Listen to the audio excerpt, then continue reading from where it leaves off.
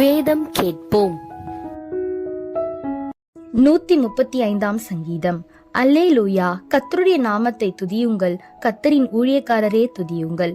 கர்த்தருடைய வீட்டிலும் நமது தேவனுடைய ஆலய பிரகாரங்களிலும் நிற்கிறவர்களே கர்த்தரை துதியுங்கள்.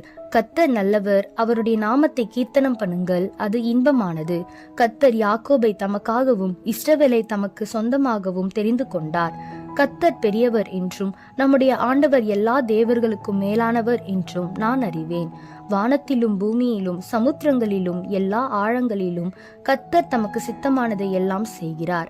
அவர் பூமியின் கடையாந்திரங்களில் இருந்து மேகங்களை எழும்ப பண்ணி மழையுடன் மின்னலையும் உண்டாக்கி காற்றை தமது பண்டசாலைகளில் இருந்து புறப்பட பண்ணுகிறார். அவர் எகிப்திலே மனுஷருடைய தலைப்பிள்ளைகளையும் மிருகத்தின் தலையீற்றுகளையும் அடித்தார்.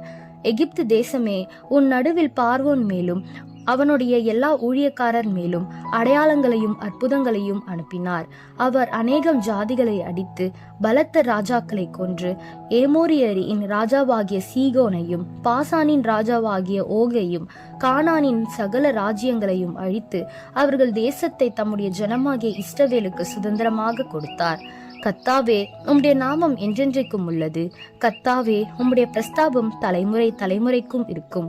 கர்த்தர் தம்முடைய ஜனத்தின் நியாயத்தை விசாரித்து தம்முடைய ஊழியக்காரர் மேல் பரிதாபப்படுவார்.